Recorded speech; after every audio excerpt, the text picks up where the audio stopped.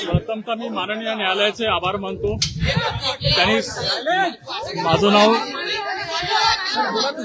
नाव advocate Bhushan Mahadik. मी या खटल्यामध्ये advocate Dhairyashil Patil साहेबांबरोबर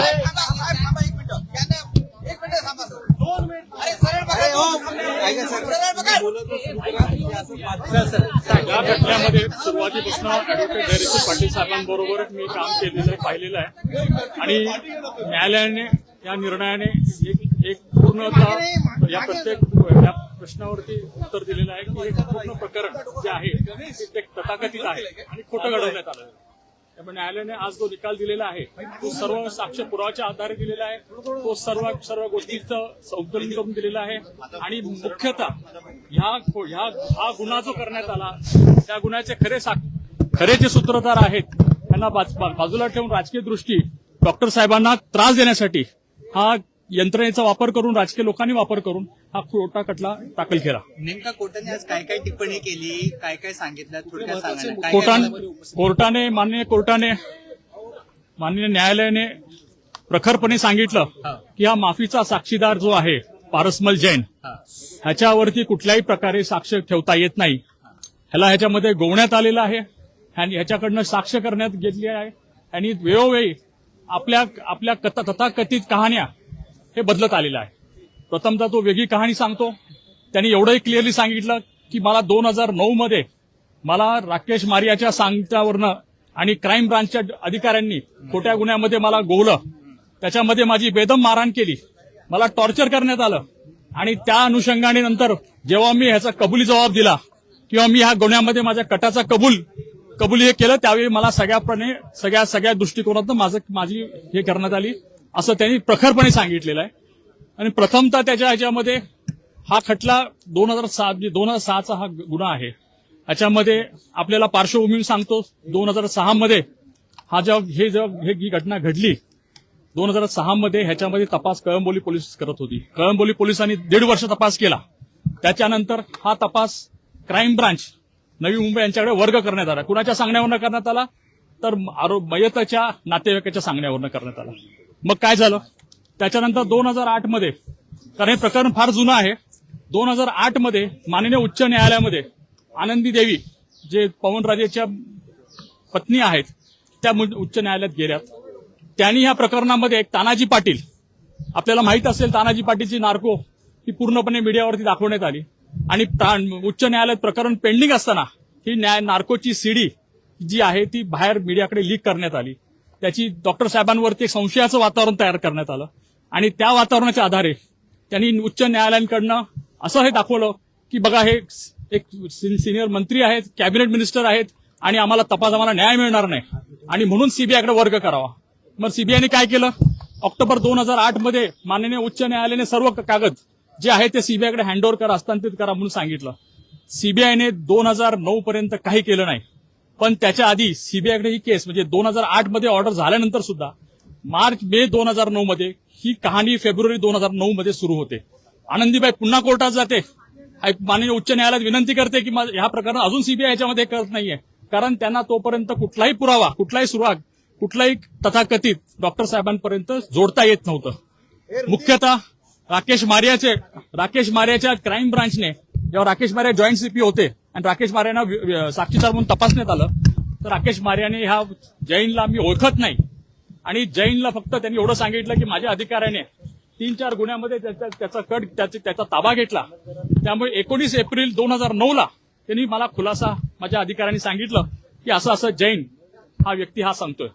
नुकतंच फक्त त्याचं तथाकथित म्हणणं होतं आणि पहिल्या दिवसापासून हा धादांत खोटं बोलणारा व्यक्ती आहे. राकेश मारियाने 5 मे 2009 पत्र लिहिलं. Rakesh Maria joint CP crime होते तर त्यांनी कमिशनरला न कळवता, होम मिनिस्टरला न कळवता, मुख्यमंत्र्यांना न कळवता हे पत्र राकेश मारियाने डायरेक्टली सीबीआयला पत्र लिहिलं. त्याचा काही संबंध नसताना राकेश मारियाने का हस्तक्षेप केला त्याचं कारण समोर आली पाहिजे, त्याची चौकशी झाली पाहिजे. राकेश मारियाने हे पत्र सीबीआय दिलं आणि सांगितलं की आम्हाला ह्या गुन्ह्यामध्ये हा एक आरोपी सापडलेला आहे आणि आम्हाला ह्या आरोपीने हा कबुली जबाब दिलेला आहे. राकेश मारेची जर आपण साक्ष पाहिली कोर्टासमोर तर कुठल्याही प्रकारे स्टेशन डायरीला एंट्री नाही. छोटीची छोटी गोष्ट पोलीस यंत्रणेमध्ये स्टेशन डायरीला नोंद होते. स्टेशन डायरीला जर अशा प्रकारे एखाद्या गंभीर गुन्ह्याचं स्वरूप जर दिलं गेलं असेल तर ती स्टेशन डायरीला नोंद असायला पाहिजे होती. राकेश मारेने हे मान्य केलं की बाबा मी ती स्टेशन डायरी पाहिली नाही, कुठलेही कागद पाहिले नाही आणि ह्या जैन नावाच्या व्यक्तीला मी तुमच्याकडे हस्तांतरित करत आहे आणि तुम्ही लवकरात लवकर याचा ताबा घ्यावा. त्यावेळी जैन अर्थरोड जेलमध्ये होता. 5 मे 2009 हे पत्र गेल्यानंतर सीबीआयचे अधिकारी काही करत नाहीत. सीबीआयच्या आयोने कोर्टासमोर जबाब दिलेला आहे की आम्ही जाऊन सहज चौकशी केली. कुठे? अर्थरोड जेलला. या जैनला चौकशी केली आणि जैनला आम्ही सांगितलं अरे बाबा आम्ही आलो नाही 22 तारखेपर्यंत किंवा 25 तारखेपर्यंत, तर तू तुझ्या जामिनासाठी जा. जैननी मारियावरती हाही आरोप केला की मारियाने सांगितलं तुला सगळं मिळेल, फक्त जामिनासाठी तू अर्ज करायचा नाही. कुठल्या गुन्ह्यात? तर क्राईम ब्रांचच्या गुन्ह्यात. आणि कुठले गुन्हे होते ते? पाकिटमारचे, चोरीचे, खोट्या वेपनचे, असे काही गुन्हे त्यांनी दाखवले होते फक्त त्याचा ताबा ठेवण्यासाठी. आणि फेब्रुवारी 2009 पासून ह्याच्यावरती माननीय न्यायालयाने हे पूर्णपणे स्पष्टीकरण दिलेलं आहे की जैन जेव्हा म्हणतोय की 8 फेब्रुवारी 2009 पासून ते 25/2 पर्यंत माझा बेकायदेशीर ताबा ठेवण्यात आला, मला टॉर्चर करण्यात आलं, मला मारण्यात आलं, त्या अधिकाऱ्यांची नावं घेतो, पण सीबीआयने एकाही अधिकाऱ्याच्या किंवा क्राईम ब्रांचच्या ह्या तपासाबद्दल कुठली चौकशी केली नाही. त्याच्याबद्दल प्रश्न उद्भवतात की का चौकशी करण्यात आली नाही, काय घाई होती त्यांना.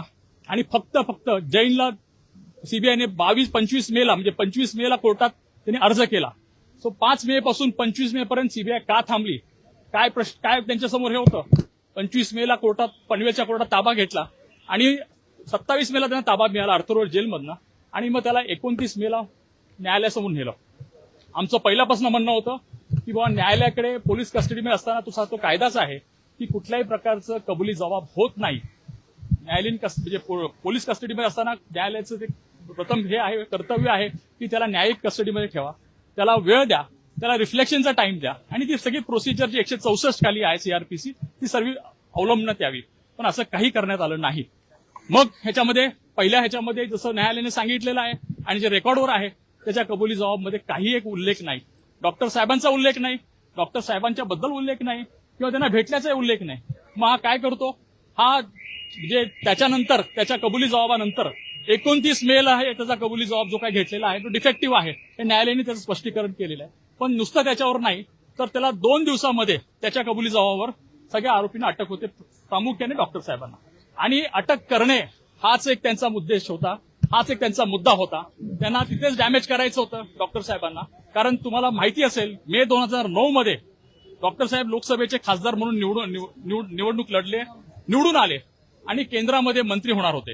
तर त्यांना कुठेतरी थांबवण्यासाठी त्यांच्यासाठी ह्या सगळ्या गोष्टी करण्यात आल्या आणि मग त्यांचं त्या प्रकारे हे केलं. तपासामध्ये त्याच्यानंतर त्यांनी तपास सुरू केला म्हणजे तथाकथित गाडीचं दाखवलं, गाडीची रिकव्हरी दाखवली, तुम्हाला हॉटेलच्या एंट्र्या दाखवल्या, त्या सगळ्या कोर्टाने ग्राह्य धरल्या नाहीत.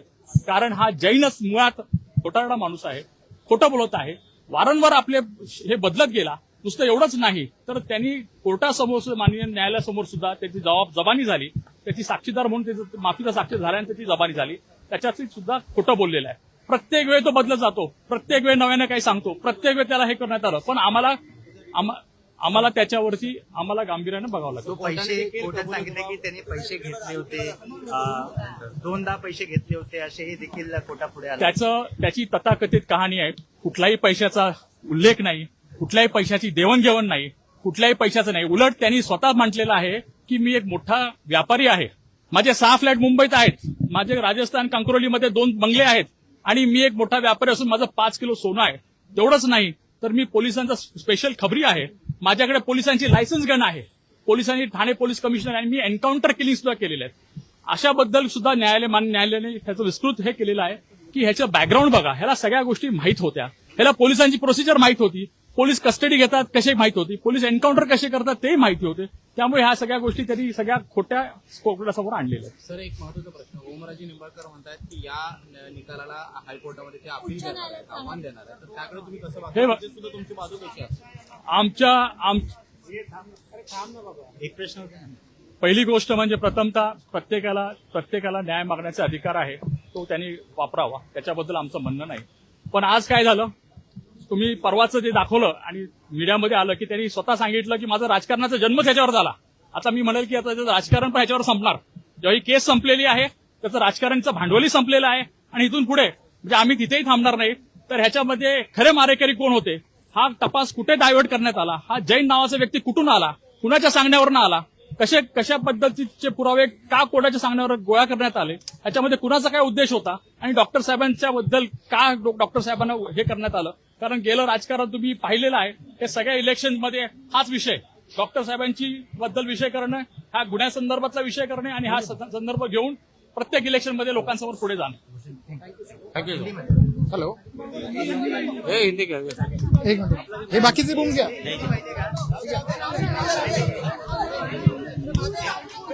हे पकड जा. हे Hindi What you want to say about today's verdict? Hindi लेकिन इंग्लिश ले रहे नंबर लावा रे. एक मिनिट थांबा. ऐका ना.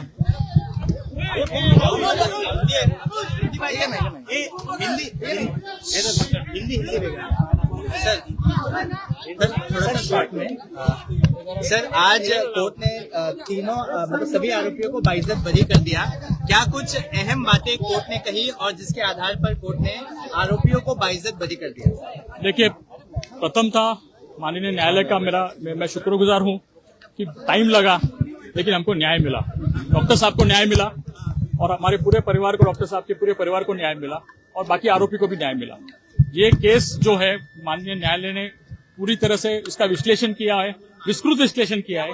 ये पूरा जो केस है, एक माफी का साक्षीदार, एक अप्रूवर पारसमल जैन करके जो 313 तक 127 विटनेस होने तक वो आरोपी रहता है, वो खुद क्रॉस एग्जामिन करता है विटनेसेस को, वो खुद ये स्टैंड लेता है कि मैं निर्दोष हूं, मुझे इसमें फंसाया गया है, मुझे टॉर्चर करके मेरा कन्फेशन लिया गया है, मुझे क्राइम ब्रांच ने झूठे केसेस में फाइल करके सीबीआई को हैंडओवर किया है. इसके बारे में कोर्ट ने कहा है कि इसने सब जगह उसने 2 कन्फेशन दिए, कोर्ट के सामने उसने एप्लीकेशन किया, कोर्ट के सामने वो विटनेस बना और उसके बाद उसने जो भी कथित कहानी हर मुद्दे पे कोर्ट ने डिटेल में उसका विश्लेषण किया. इसके लिए मैं उनका आभारी हूं कि उन्होंने हर बात में दिखाया है कि हर बार वो बदलता गया, हर बार वो नया झूठ सब सामने लाता गया और वो झूठ का कोई आधार नहीं, वो झूठ का कोई बेसिस नहीं. और मुख्यतः सीबीआई ने इसके ऊपर ना कोई एविडेंस लाया है, ना उस झूठ को झुटलाया है, उन्होंने ना उसको झुटलाया है. और वो मतलब इसका मतलब ये होता है कि वो सारा जो बोल रहा है, 3-4 जो वाक्य एक ही जगह का बोल रहा है, वो सारे सब सच है. इसके लिए कोर्ट के सामने ये दुविधा थी कि भाई अगर ये सब सच बोल रहा है तो सब एक दूसरे के लिए कॉन्ट्राडिक्टरी है और सब एक दूसरे को डिमोलिश करते हैं. तो ऐसे आदमी के ऊपर, ऐसे अप्रूवर के ऊपर कैसे विश्वास किया जाए. और अप्रूवर का जो लॉ है उसके बारे में विस्तृत में कोर्ट ने हम बताया और हमने उस कोर्ट के सामने दलीलें रखी थी कि अप्रूवर खाली अप्रूवर का जवाब पे ये नहीं हो सकता, अप्रूवर के जवाब पे खाली कन्विक्शन नहीं लग सकता, अप्रूवर को बिलीव नहीं किया जा सकता. उसके लिए चेन ऑफ सर्कमस्टेंसेस, इतर बाकी का एविडेंस क्या है, उसमें क्या सत्यता है, उसमें रियल क्या ट्रूथ है, और वो अगर वो कोरैबोरेट करता है तो ही वो एविडेंस माना जाता है. हमारे ऐसे कायदे में दिखाया गया है. राकेश मारिया को लेकर क्या कुछ टिप्पणी की उन्होंने, क्या कैसे? मैं राकेश मारिया के एविडेंस के बारे में बताऊंगा. हालांकि जैन ने खुद बताया है, जैन ने कोर्ट में इसके सामने बताया है, जैन ने कोर्ट के सामने मैजिस्ट्रेट के सामने बताया कि मुझे टॉर्चर किया गया. मुझे राकेश मारिया की टीम ने जब वो ज्वाइंट सीपी क्राइम थे, उन्होंने वो उसके 3-4 टीम ने उसका कस्टडी रखने के लिए 8 फरवरी से लेकर 25 फरवरी तक उसका इलीगल कस्टडी रखा. 25 फरवरी पर उसके ऊपर पहली केस हुई और उसको मई 2009 तक उसके पास 4 केसेस दाखिल किया. क्यों? कि ये जैन हमारे हाथ से छूटना नहीं चाहिए था, ऐसा उनका ये स्टैंड था, उनका स्ट्रेटेजी था. और ये जैन को पका के उसको रेडीमेड तैयार करके सीबीआई को हैंडओवर करना था, यही उनका उद्देश्य था. साथ ही साथ अभी ओमराजे निंबाळकर जी ने भी कहा था कि उनको जस्टिस की मांग है, अभी वो हाई कोर्ट में जाने की भी तैयारी कर रहे हैं. देखिए, हर एक इनको कोर्ट में जाने के लिए या ऊपर कोर्ट में जाने के लिए उनका अधिकार है, उनका मौलिक अधिकार है, उनको करने दीजिए. पर अभी वो उनका जो भी है ये सब झूठ, आज तक का झूठ, 17 साल का झूठ, 20 साल नहीं हुए ये खटले को, 2009 से चालू हुआ है, आज 2026 है, 17 साल से ये खटला चल रहा है. और ये खटले में 3-3.5 साल तो ओमराजे के परिवार ने कोर्ट में एप्लीकेशंस करके ये मामला स्टे करवाया. इधर तक नहीं, वो सुप्रीम कोर्ट में जाके बोले कि ये खटले को यूपी और बिहार में चलाओ, और बाद में 1-1.5 साल के बाद बोलते कि अभी वो बॉम्बे में चलाओ.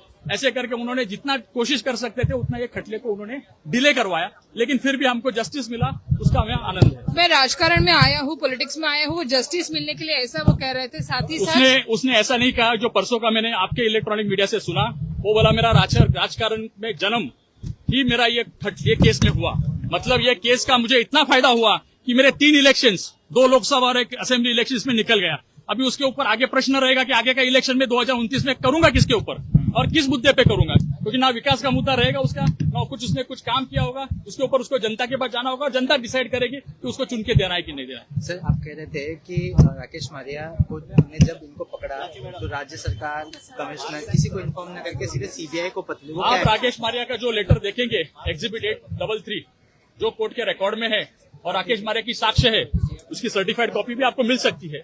उसने क्लियर लिखा है कि ये जो भी मुझे बताया गया, मैंने मेरे हिसाब से जो मुझे लगा मैंने इन्फॉर्म कर दिया।